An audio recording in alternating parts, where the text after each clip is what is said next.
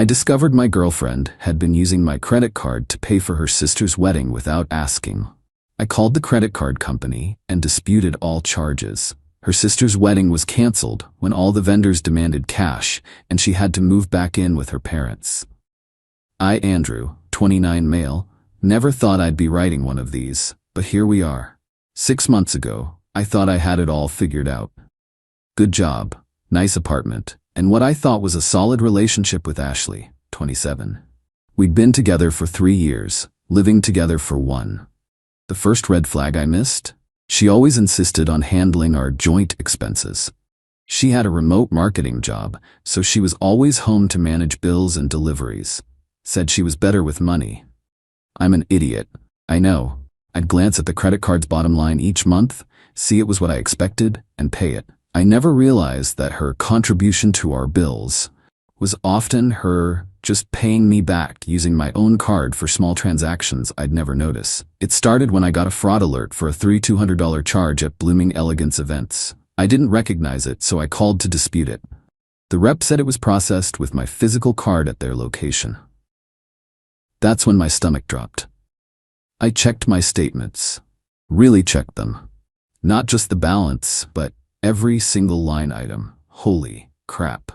$2,100, Serenity Bridal Boutique $3,200, Blooming Elegance Events $1,850, Chateau Vineyard Catering $800, Divine Photography LLC $1,200, Paper and Lace Invitations, and about 15 other charges, all wedding vendors, all in the last 4 months.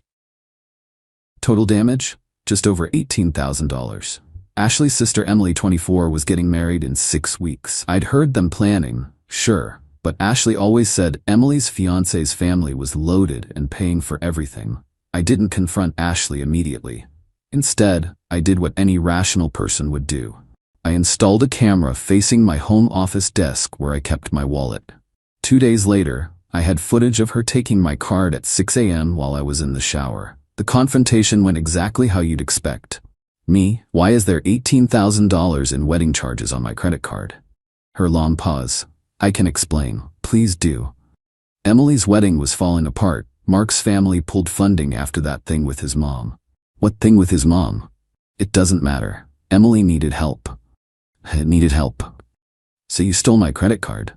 I didn't steal it, I was gonna tell you. We win? After the wedding? You wouldn't have understood, you don't have siblings. That's her go-to manipulation. I'm an only child, so I can't understand family bonds. She actually said I was being selfish for caring more about money than her sister's happiness. When I showed her the camera footage, she called me psycho for spying in my own home. I gave her 48 hours to move out. She cried, she begged. She said Emily would be devastated. Then she got mean, said I was financially abusing her by kicking her out with nowhere to go. You can go to Emily's, I said. I'm sure she has room with all that money she saved on wedding planning. Here's where I maybe went too far, you be the judge. I called my credit card company and disputed every single wedding charge as fraud. Which, technically, it was. They immediately issued provisional credits and launched a formal investigation, telling me it could take 60 to 90 days to resolve. They canceled my card. Then, my lawyer advised me to personally contact the biggest vendors, the venue and caterer, to inform them that the payments were fraudulent and subject to a chargeback investigation. I needed to create a paper trail showing I acted immediately. That's what lit the fuse. Ashley moved in with her parents. She texted me approximately 47 times the first night, ranging from, "Please baby, I'm sorry," to, "You're ruining my life," to, "Emily's going to hate me forever." 2 weeks passed. The vendors, having been notified by me that the funds were likely to be clawed back, started panicking. The venue didn't wait for the bank. They called Emily and demanded the full amount in cash or certified check within 72 hours, or they'd release her date. The other vendors followed suit. Update 1, I need to back up and explain the thing with Mark's mom because it matters.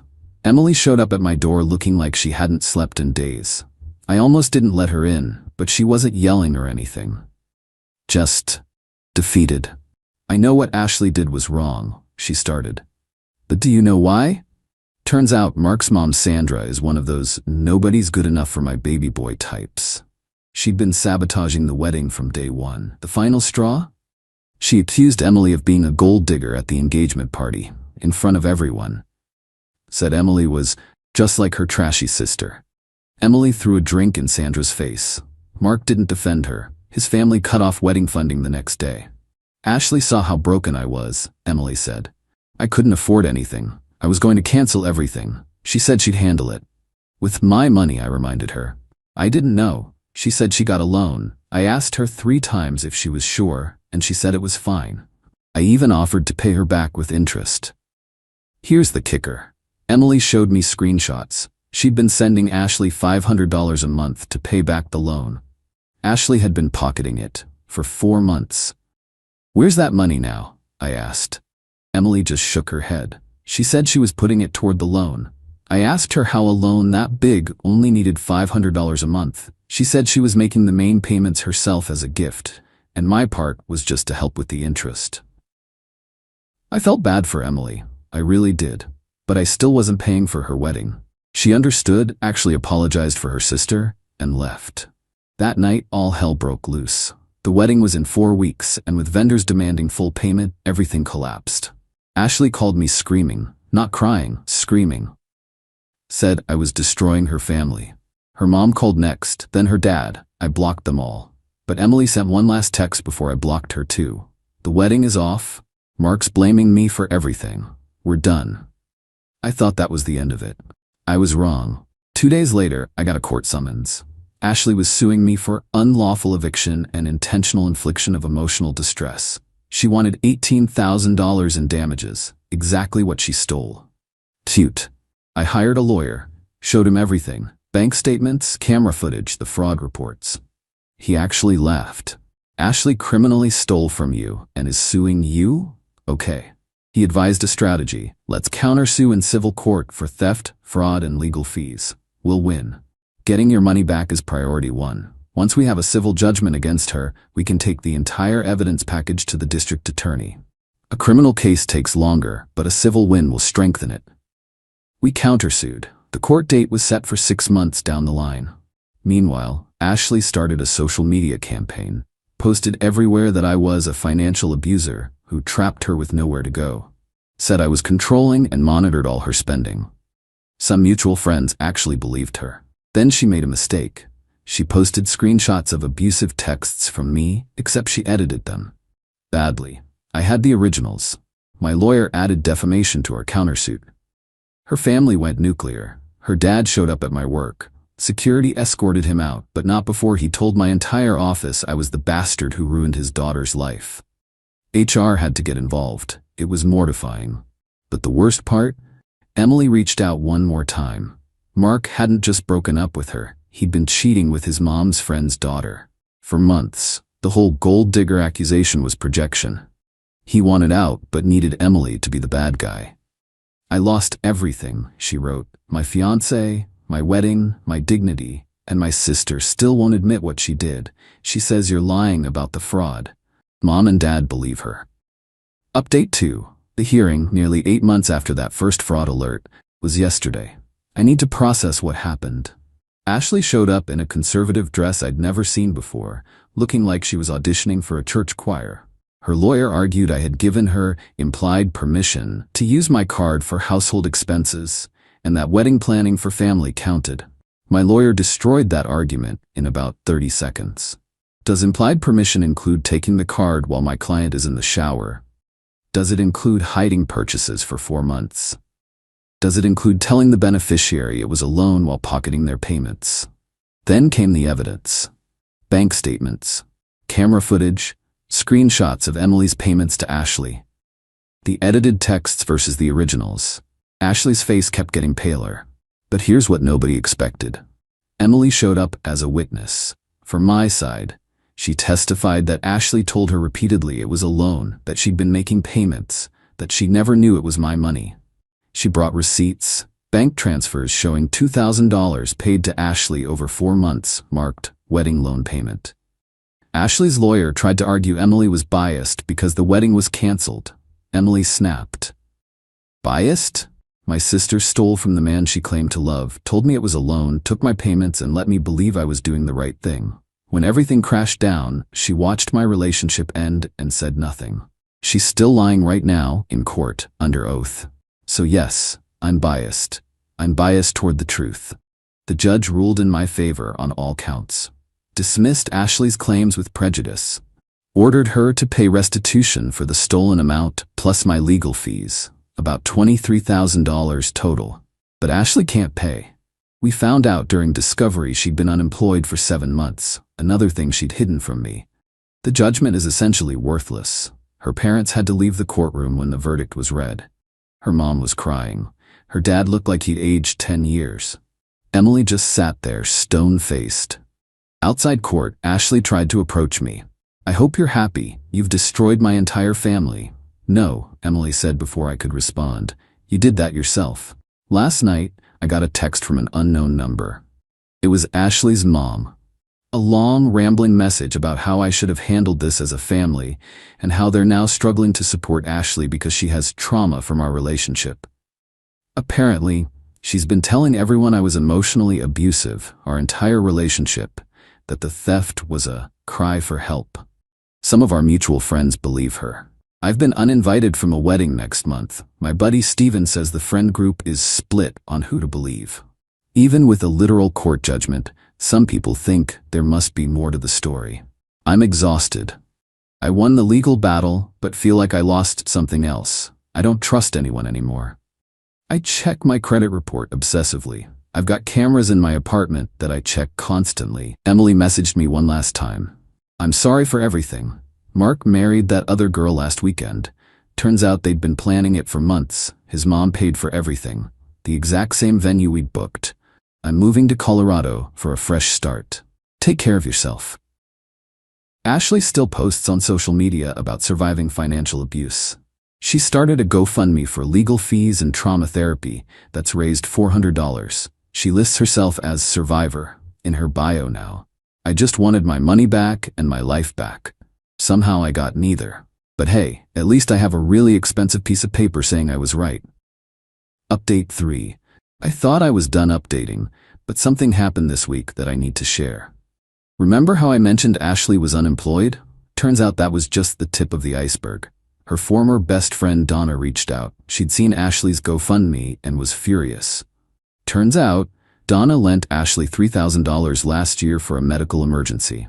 There was no emergency. Donna found out when she saw Ashley posting vacation photos from Cabo the same week she was supposedly recovering from surgery. But that's not why Donna contacted me. She wanted to know if I'd gotten any strange charges from a company called Digital Marketing Solutions LLC. I had 3 charges, about $400 each. Over the last few months we were together. I'd assumed it was a software subscription for her remote job. Since she handled our streaming services and stuff, I didn't question it. "That's Ashley's company," Donna explained. "She registered it last year. She's been charging people for consulting services she never provides." I pulled up the LLC registration. Sure enough, registered to Ashley with her parents' address as the business address. The registration date? 2 weeks after she moved in with me. Here's where it gets worse. Donna had done some digging. At least 6 other people had been charged by this company. All boyfriends or close friends of Ashley's over the years. Small amounts, $200 here, $400 there. Never enough for people to really investigate. Total, about $15,000 over 2 years. We compared notes. The charges always started after Ashley had access to someone's cards. Always explained away as something legitimate. Always stopped when the relationship ended. My lawyer was floored. He said with this pattern of fraud, it was time to approach the DA. But Donna wasn't done. She'd created a Facebook group for Digital Marketing Solutions LLC victims. 8 people joined in the first day. The stories were eerily similar. One guy, Paul, shared his story. He dated Ashley 5 years ago. She'd used his credit card to buy $2,000 worth of inventory for her online boutique. There was no boutique. When he confronted her, she threatened to tell his conservative family he'd gotten her pregnant and forced her to have an abortion. Total lie, but he paid her $1,000 to go away quietly. The group now has 12 members. The total stolen? Over $30,000 that we can document. Her parents found the Facebook group. Her dad called me from a different number, begging me to take it down. Said they're considering selling their house to pay Ashley's legal debts and make things right. He admitted they've been enabling her for years, always believing her stories, always bailing her out. She's sick, he said. She needs help, not public humiliation. She needs to face consequences, I told him. We know, he said quietly. We found some of your things in the garage. She'd packed them in boxes and told us you asked her to store them. The watch your grandfather left you?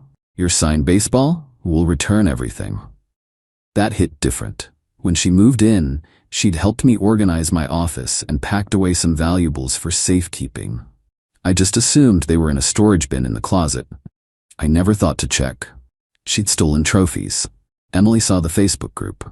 She added her own story about how Ashley had isolated her from friends and fabricated proof that Mark was cheating to push her into a codependent state. She didn't just steal money, Emily wrote. She stole my ability to trust my own judgment. Yesterday, someone new joined the group. A woman named Dorothy who works at a nonprofit where Ashley had volunteered. Apparently, $5,000 in donations went missing during Ashley's time there. They couldn't prove it was her, but she left suddenly when they started an audit. The district attorney's office has reached out to my lawyer. With multiple victims showing a pattern over years, they're considering opening a criminal investigation for wire fraud and theft by deception. Ashley's GoFundMe got taken down. Her social media went dark 2 days ago. Donna heard through mutual friends that Ashley checked herself into a psychiatric facility. Her parents are telling people she had a breakdown from cyberbullying. I got my grandfather's watch back yesterday. It was in a pawn shop. Her dad had to buy it back for $400. The baseball is gone, probably sold online.